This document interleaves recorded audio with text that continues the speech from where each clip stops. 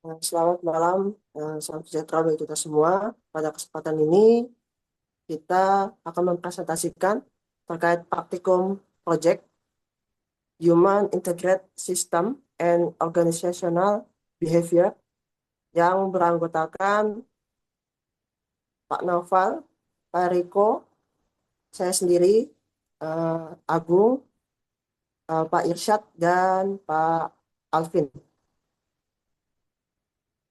Next,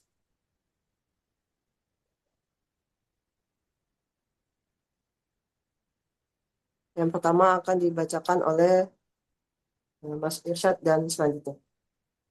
Waktu dan tempat dipersilakan. Baik, perkenalkan, nama saya Naufal. Saya akan membacakan latar belakang penelitian dan rumusan masalah serta tujuan dan manfaat. Yang pertama adalah latar belakang penelitian.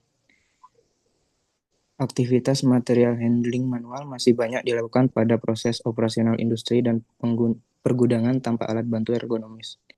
Yang kedua adalah berdasarkan observasi, operator melakukan pengangkatan kardus dari lantai dengan posisi membungkuk dan membawa beban di bahu secara berulang selama jam kerja. Akibatnya, postur kerja tidak ergonomis, menyebabkan risiko. Yang pertama adalah cedera tulang belakang bagian bawah atau lower back pain. Yang kedua, kelelahan otot bahu, leher, dan punggung. Yang terakhir, gangguan muskuloskeletal disorder atau MSDS. Bisa dilanjut, Mas?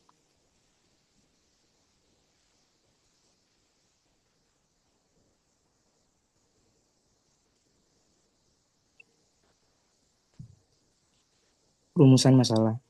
Berdasarkan latar belakang yang telah dijelaskan, maka rumusan masalah dalam penelitian ini adalah sebagai berikut. Yang pertama, bagaimana kondisi aktivitas material handling pada proses pengangkatan dan pemindahan kardus secara manual.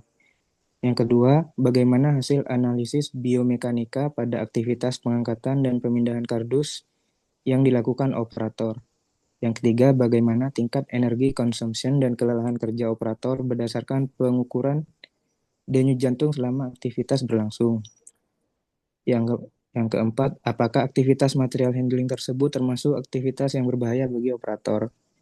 Yang kelima, bagaimana rancangan produk atau alat bantu ergonomis yang dapat mengurangi beban kerja dan risiko cedera pada aktivitas material handling. Selanjutnya adalah tujuan dan manfaat. Tujuan dari penelitian ini yaitu pertama, mengidentifikasi aktivitas manual material handling pada proses pengangkatan dan pemindahan kardus. Yang kedua, menganalisis aspek biomekanika pada aktivitas kerja operator, mengukur energi consumption dan tingkat kelelahan berdasarkan denyut jantung kerja. Yang keempat, menentukan tingkat bahaya dari aktivitas manual handling. Yang terakhir adalah merancang alat bantu material handling yang ergonomis berbasis antropometri untuk mengurangi resiko cedera dan kelelahan kerja. Manfaat penelitian. Manfaat teoritis menambah referensi mengenai penerapan ergonomi, antropometri, biomekanika, dan energi consumption pada aktivitas material handling. Manfaat praktis bagi perusahaan meningkatkan sistem kerja material handling agar lebih aman, ergonomis, dan efisien. Bagi operator, mengurangi risiko cedera, kelelahan, dan ketidaknyamanan kerja. Yang terakhir adalah manfaat bagi peneliti menambah pengalaman dalam penerapan ilmu ergonomi dan perancangan produk pada aktivitas kerja nyata. Selanjutnya akan dijelaskan oleh rekan saya.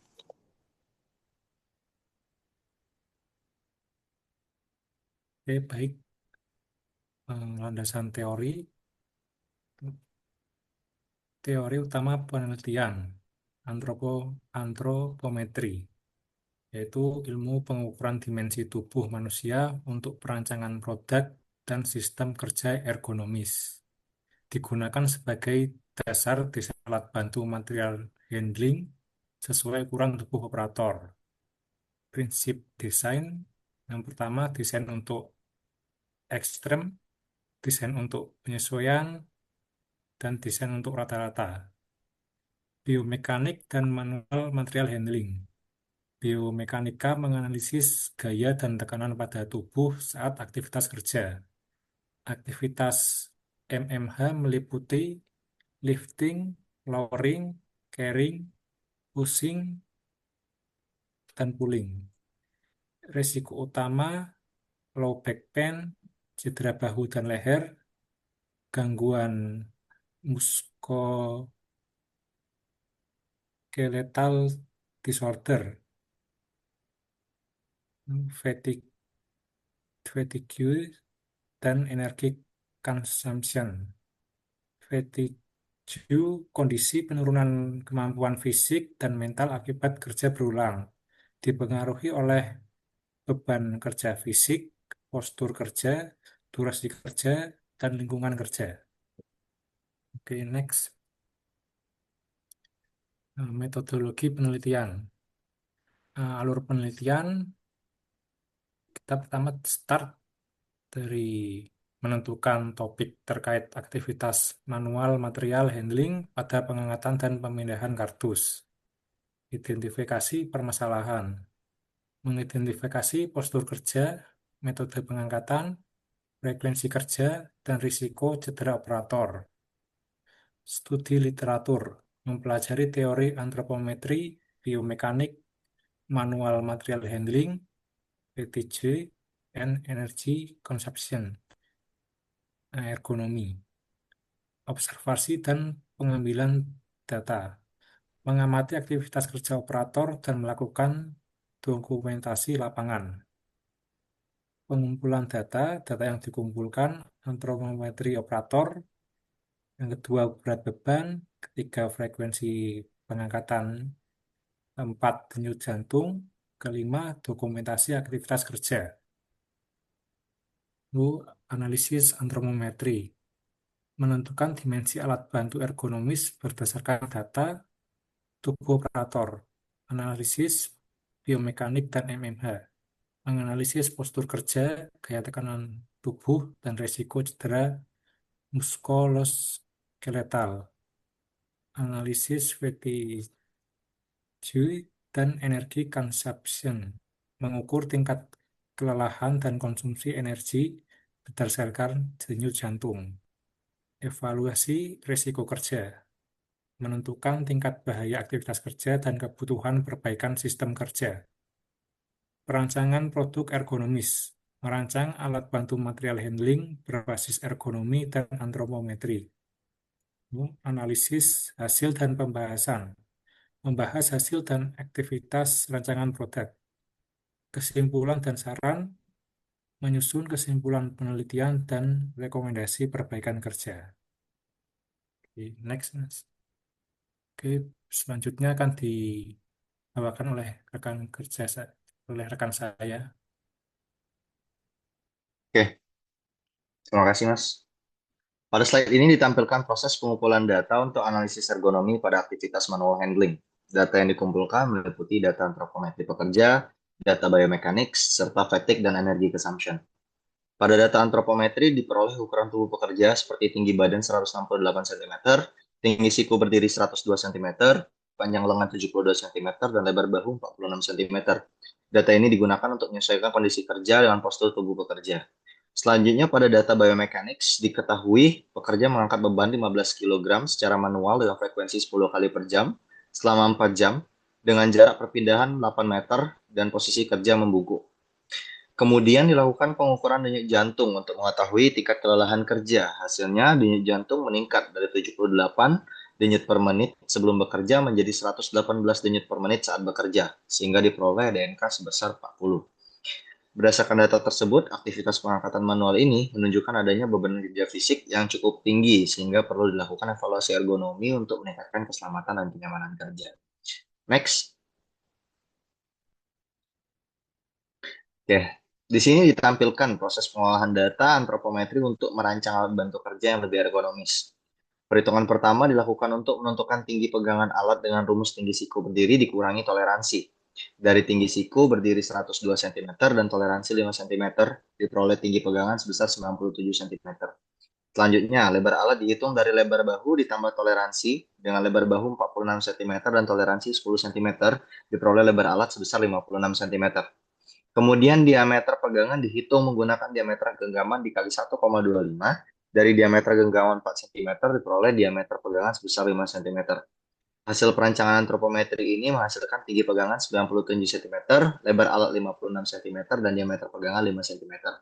Berdasarkan hasil tersebut, diusulkan rancangan troli ergonomis yang dilengkapi dengan adjustable, grip karet anti-slip, alas troli setinggi pinggang, roda fleksibel, serta sistem pengangkatan sederhana untuk mengurangi beban kerja dan meningkatkan kenyamanan pekerja. Selanjutnya akan disampaikan oleh rekan saya.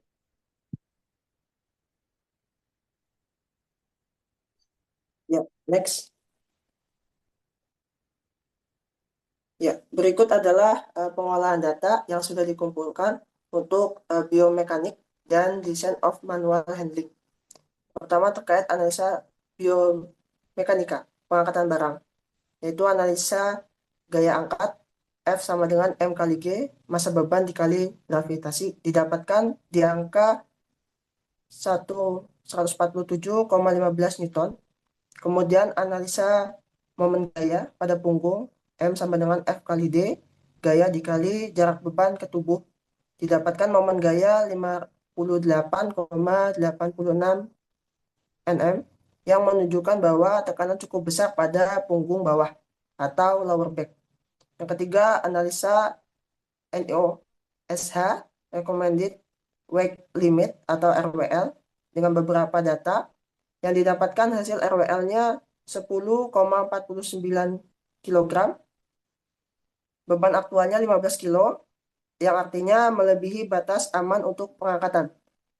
Yang keempat, perhitungan lifting index atau LI sama dengan beban aktual dibagi RWL, recommended weight limit, yang didapatkan hasil lifting indexnya 1,43, yang berarti aktivitas tersebut kategorinya beresiko cedera muskuloskeletal. Di bawah 1 aman, lebih dari 1 beresiko. Next.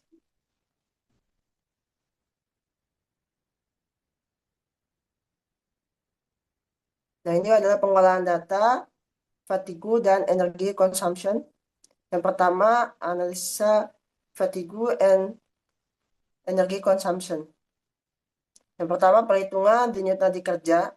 Ini sama dengan denyut nadi istirahat dikurang denyut nadi kerja atau olahraga. DNK ini adalah selisihnya. DNK sama dengan hasilnya di 40 denyut per menit. Kemudian yang kedua, perhitungan cardiovascular load. Ini didapatkan hasilnya 40%. Artinya nilai 40% menunjukkan aktivitas kerja mulai menimbulkan kelelahan dan memerlukan perbaikan. Yang ketiga, perhitungan energy consumption. Ini didapatkan hasilnya konsumsi energinya 5,67 kcal per menit. Artinya aktivitas material handling termasuk kategori pekerjaan berat.